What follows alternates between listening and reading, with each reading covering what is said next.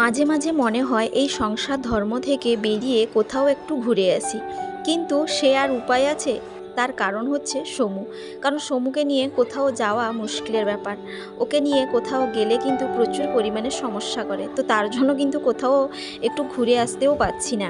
বাবার বাড়ির পাশে যেহেতু প্রতি বছর শিব পুজো হয়, তো তার জন্য দাদা বৌদি কিন্তু সব সময় ডাকছে, কিন্তু আজকে একটু সময় করে বেরিয়ে পড়লাম বাবার বাড়িতে যাওয়ার জন্য।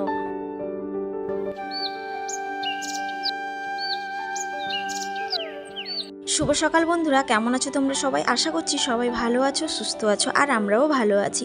আমার আরও একটা নতুন ব্লগে তোমাদের অনেক অনেক স্বাগত জানাচ্ছি। তো সকালের পরিবেশটা দেখতেই পাচ্ছ, ভীষণ সুন্দর লাগছে। এখন হালকা কুয়াশাও পড়ছে, বেশ ভালোই লাগে। আর সকালে পাখিদের ডাক, গান এগুলো কিন্তু ভীষণ সুন্দর লাগে। তো যাই হোক, তারপরে টুকিটাকি কিছু কাজকর্ম শেষ করে এখানে প্রথমে পুজোটা সেরে নিলাম।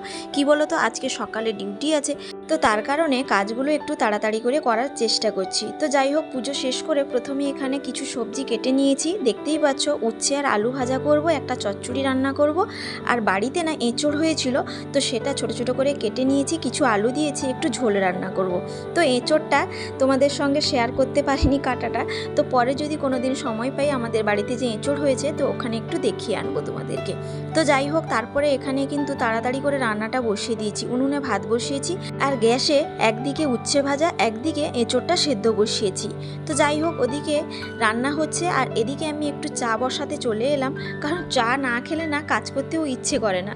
তো সেই কারণে একটু চা বসালাম, চাটাও ওদিকে হচ্ছে, আর এদিকে আমি টুকিটাকি রান্নাটাও সেরে নিচ্ছি। তো উচ্ছে আর আলুটা ভালো করে মুচমুচে করে ভেজে নিয়েছি, কারণ উচ্ছে না একটু তেতো লাগে, তো সেই কারণে একটু ভালো করে না ভাজলে না খেতে ভালো লাগে না। তো সেই কারণে যখনই ভাজি একটু বেশি করে তেল দিয়ে ভাজার চেষ্টা করি। তো যাই হোক, উচ্ছে আলু ভাজার পর তারপর আমি এখানে ফোড়ন দিয়ে আদা দিয়ে একটু চচ্চড়ি বসালাম, আর ওদিকে এঁচড়টাও সেদ্ধ হয়ে গেছে, গ্যাসটা অফ করে দিয়েছি। তো তারপর চচ্চড়িটা ঢাকা চাপা দিলাম, আর এদিকে চাটাও হয়ে গেছিলো, ছেঁকে নিয়ে এলাম। তো এরই মাঝখানে একটু চাটাও খেয়ে নেব। ওদিকে চচ্চড়িটা চচ্চড়িটা একটু হতে সময় লাগে, তো তার জন্য একটু ঢাকা চাপা দিয়ে এলাম। আর ডিউটি থাকলে না একটু তাড়াতাড়ি করে সব কিছু কাজ গুছিয়ে করতে হয়, তো তার জন্য কিন্তু আমি স্ট্যান্ডটা খুবই কম ব্যবহার করি, কারণ স্ট্যান্ড বসিয়ে কাজ করতে গেলে না অনেকটা সময় চলে যায়। তো সেই কারণে স্ট্যান্ডটা খুবই অল্প সময় ব্যবহার করি।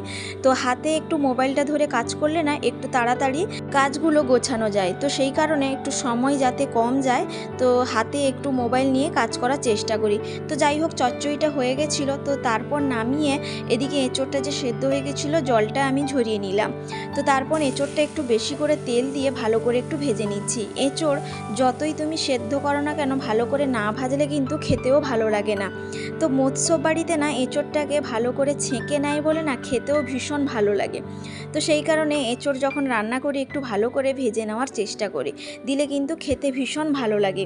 তো যাই হোক, তোমাদের সঙ্গে কথা বলতে বলতে এঁচড়টা ভাজা হয়ে গেছিলো, তো নামিয়ে নিয়েছি। তো তারপর এখানে কড়াইতে তেল দিয়ে এলাচ, লবঙ্গ, দারচিনি, শুকনো লঙ্কা দিয়ে টমেটো দিয়ে দিয়েছিলাম। ভালো করে একটুখানি নেড়ে চেড়ে তারপর আদা, হলুদ গুঁড়ো, লঙ্কা গুঁড়ো, মানে যেসব মশলাগুলো পড়ে ওইগুলো দিয়ে ভালো করে মশলাটা কষিয়ে তারপর এঁচড়টা দিয়ে ভালো করে একটু কষিয়ে নিচ্ছি।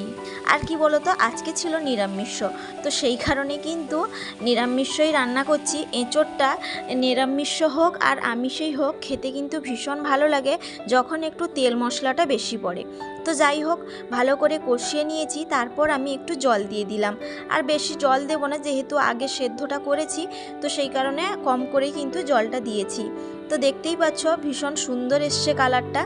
তো এঁচড়টা না খেতে ভীষণ এখন ভালো লাগছে।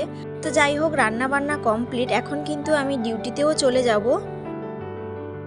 তো বন্ধুরা, এখন হচ্ছে বিকেলবেলায় আমি ডিউটি থেকে এসে ফ্রেশ হয়ে খাওয়া দাওয়াও করে নিয়েছি, আর তারপর ঘরটা ভালো করে ঝাঁট দিয়ে দিচ্ছি। আর আজকে আর বিকেলে রেস্ট নেব না, তার কারণ হচ্ছে বাবার বাড়িতে যেহেতু যাব, তো তার জন্য একটু কাজকর্মগুলো গুছিয়ে নিচ্ছি। আর সমু কিন্তু বাড়িতে নেই, জানো তো। সমু ওই যে স্কুলে যায় তার মামার বাড়ির পাশে, তো ওখান থেকে কিন্তু তার মামার বাড়িতে আজকে যাবে বলল। আমি ওকে বলেছিলাম যে বাড়িতে জেঠুর সঙ্গে চলে আসবে, তো এখান থেকে কিন্তু আমি সন্ধ্যের সময় যাব বাড়ির কাজকর্ম শেষ করে। ও বলল না, আমি ওখানেই কিন্তু মামার ঘরে যাব। এমনিতে সমু কিন্তু বাবা মা ছাড়া কারুর বাড়িতেই যেতে চায় না, কিন্তু বাড়িতে সবার কাছে কিন্তু থেকে যায় বাবা মা ছাড়াও। যেহেতু আমরা কাজে চলে যাই, তো সেই জন্য ছোটোবেলা থেকে অভ্যেসে পরিণত হয়েছে। তো তার জন্য বাড়ির সবার কাছে থেকে যায়, কারুর বাড়িতে যেতে চায় না। কিন্তু বাবুরামের আজকে কি মন হলো জানি না, ও বলল মামার বাড়িতে আমি থাকবো। আর মামার বাড়িতে থেকেও আমাকে বারবার করে ফোনও করছে যে তোমরা কখন আসবে। তো যাই হোক, তোমাদের দাদাভাই যেহেতু অফিস গিয়েছিলো, আমি যেহেতু কাজে গেছিলাম, তো তার কারণে এসে বাড়ির সমস্ত কাজকর্ম গুছিয়ে তারপরে কিন্তু বেরোচ্ছি। আর রেডিটা হয়ে গেছি, কিন্তু এখানে জামা কাপড়গুলো গুছিয়ে নিচ্ছি। সমুর অনেকগুলো জামা কাপড় নিতে হয়েছে, কারণ বাচ্চা মানে তো জানো অনেকগুলো কাপড় নিতে হয়। তো যাই হোক, জামা কাপড়গুলো ভালো করে গুছিয়ে নিয়েছে, এখন রেডি হয়ে গেছে। এখন যাব বাবার বাড়িতে, মানে বড়দার বাড়িতে। তো এখানে কিন্তু চলেও এসছি, দেখতেই পাচ্ছ। আর এসে একটু বসছি, তোমাদের দাদা ভাইও এসছে। আর সমু তো আগে থেকে ছিল, তো ওকে ডাকলাম, ও বলল না যাব না, ওর তার দাদার একটা খেলনা নিয়ে খেলছে। আর ওইদিকে বৌদি তার মায়ের সঙ্গে কথা বলছে, তার মাও কিন্তু এক্ষুনি এসছে, মানে মাসিমা এক্ষুনিও এলো। তো তার কারণে কথা বলছে। তো তারপর তোমাদের দাদাভাই না এই মিষ্টিগুলো অফিসে মিটিং হয়েছিল তো দিয়েছিল। তো আর এদিকে সিঙ্গাড়া আর চপ আছে, ওটা দাদা নিয়ে এসছে। আর এদিকে বৌদি চা করে দিল সবার জন্য। তো এখানে একটু চা খাচ্ছি নিমকি দিয়ে। তোমাদের দাদাভাই যে ওই অফিস থেকে মিষ্টি নিমকি এগুলো নিয়ে এসেছিলো, তো সেগুলোই খাচ্ছি। তো তারপর তোমাদের দাদাভাই আমাকে জিজ্ঞেস করছিল স্ট্যান্ড কোথায় পাওয়া যায় বা অনলাইন অর্ডার করার জন্য। কারণ আমাদের বাড়ির পাশেও একটা নীল সরস্বতী পুজো আছে, তো ওখানে না বাচ্চাদের কিছু অনুষ্ঠান হবে, তো তার জন্য একটা স্ট্যান্ড লাগবে। কারণ ক্যামেরাটা সেট করে দিলে না একটু সুবিধে হয়। তো সেই কারণে তোমাদের দাদাভাই আমাকে বলেছিল, আমি বললাম যে এখানেই স্ট্যান্ড পাওয়া যায় বাজারে।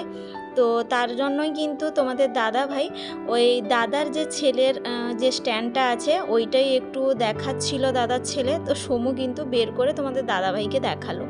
তো বলল যে না, এই স্ট্যান্ড হবে না, একটু ভারী ধরনের স্ট্যান্ড দরকার, এটা কিন্তু প্রচুর হালকা হবে না। তো যাই হোক, তারপরে কিন্তু খাওয়া দাওয়া শেষ করে নিয়েছিলাম। আর এখানে একটু সমুকে পড়তে বসিয়েছি, কারণ ও তো স্কুলে যাবে।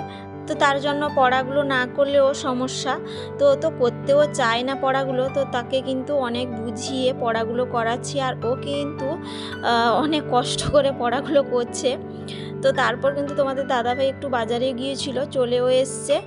আর এদিকে আমরা সবাই মিলে রেডি হয়ে গেছি ওই পুজোর কাছে যাব বলে, মানে যেখানে পুজো হচ্ছে। আর এদিকে তোমাদের দাদাভাইকে সমু পড়াগুলো দেখাচ্ছিল যে কি কি পড়া করেছে বা কেমন করেছে, আদৌ ঠিকঠাক হয়েছে কিনা। তো সেই কারণে তো যাই হোক, এখন সবাই মিলে রেডি হয়ে গেছি যেখানে পুজো হচ্ছে, শিব পুজো। তো আজকে হচ্ছে দ্বিতীয় দিন, প্রথম দিন আসতে পারিনি, তো দ্বিতীয় দিনে এসছি। আর ওখানে কিন্তু নাম সংকীর্তন হচ্ছে, কালকে কিন্তু বড় মহোৎসবও আছে দুপুরবেলায়। বিয়ের আগে কিন্তু প্রতি বছর এই কয়েকটা দিনের অপেক্ষায় আমরা থাকতাম, ভীষণ আনন্দ করতাম জানো তো। আর এখন তো কাজের চাপে সময় করে ঠিকঠাক আসতেও পারি না। তো যাই হোক, সাজানোটা কিন্তু ভীষণ সুন্দর হয়েছে।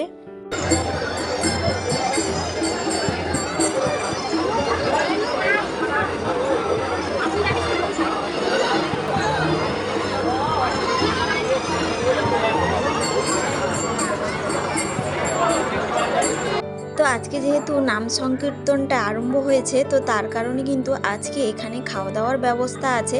আর ওখানে সামনে দেখতে পাচ্ছ ঠাকুরের কাছে কিন্তু নৈবেদ্য হচ্ছে। আর আজকে কিন্তু দেখলাম খুব তাড়াতাড়ি রান্নাবান্না হয়ে গেছে। আমরা যখন এসছিলাম তখন কিন্তু প্রায় 9:30 10টা মতো বাজে। প্রতি বছর কিন্তু অনেকটা দেরিও হয়, কিন্তু এই বছর প্রথম দেখলাম এত তাড়াতাড়ি রান্নাবান্না কমপ্লিট হয়ে গেছে। তো যাই হোক, চারিদিকটা একটুখানি ঘুরে দেখছিলাম। আর ওইদিকে কিন্তু অনুষ্ঠানও হচ্ছে সামনে। আর সমু কিন্তু বায়না করছিল ভীষণভাবে আইসক্রিম খাবে বলে। তো ওকে না বলছিলাম, কারণ এখন এমন ওয়েদার, কখন ঠান্ডা কখন গরম, তো সেই কারণে কারোরই সেরকম শরীর ভালো নেই। মানে 2-4 দিন হয়তো ভালো, আবার হয়তো অসুস্থ হয়ে পড়ছে। তো সেই কারণে না বলছিলাম, কিন্তু ও কিন্তু কোনো কথাই শোনেনি। ও কিন্তু আইসক্রিম খেতে চাইছিল বারবারই। তো যাই হোক, ওকে বললাম ঠিক আছে আমি কিনে দেব, এখানে ঠাকুরকে প্রথমে প্রণাম করে নিই। তো তার জন্য ও প্রণাম করছে, আর আমরা সবাই মিলেও প্রণাম করে নিচ্ছিলাম। আর এই অনুষ্ঠানে প্রতি বছর আত্মীয় স্বজনেরা প্রচুর আসেন, দেখতেই পাচ্ছ কতটা ভিড় হয়েছে গ্রামের অনুষ্ঠানে।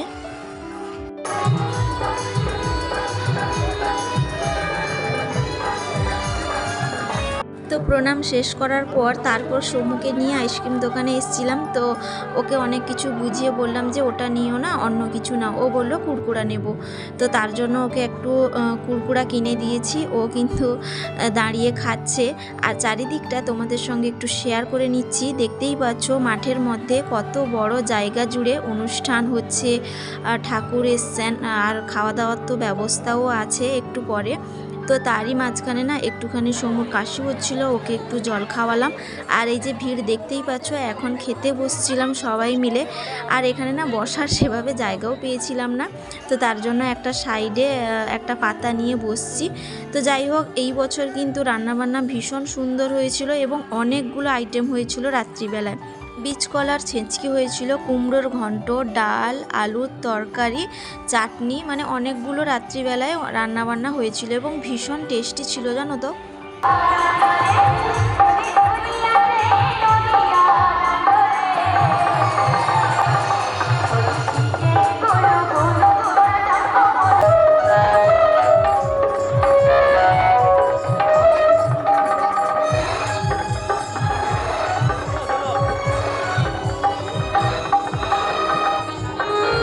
তো দেখতেই পেলে গ্রামে কত সুন্দর, কত বড়ভাবে অনুষ্ঠান হচ্ছে।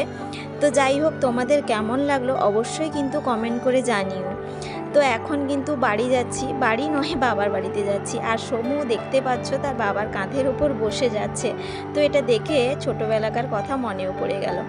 তো যাই হোক, আর এই যে ডাবগুলো দেখতে পাচ্ছ, এগুলো কিন্তু দাদার বাড়িতে ডাব পাড়া হয়েছে। তো অনেকগুলো হয়েছে জানো তো, কিন্তু এই দিকটায় অল্প করে রাখা আছে খাওয়া হবে বলে। আর এদিকে দাদার বড় ছেলে ডাবগুলো কাটছিল আমরা খাবো বলে। তো যাই হোক, এখন সবাই মিলে একটু করে ডাবের জল খাচ্ছি। আর তোমরা তো জানো সমু কতটা পছন্দ করে ডাবের জল খেতে। আমাদের বাড়িতেও কয়েকদিন আগে ডাব পাড়া হয়েছে, আর বেশিরভাগই কিন্তু সমুই ডাবের জলটা খেয়েছে, বিক্রি কিন্তু করাই হয়নি। তো সবার শেষে আমিও একটু ডাবের জলটা খেয়ে নিলাম, আর ভীষণ কিন্তু মিষ্টিও ছিল। তো যাই হোক বন্ধুরা, আজকের মতো ব্লগটা এখানেই শেষ করছি। কেমন লাগলো জানাতে কিন্তু ভুলো না। তো সবাই ভালো থাকবে, সুস্থ থাকবে, আবারও দেখা হবে।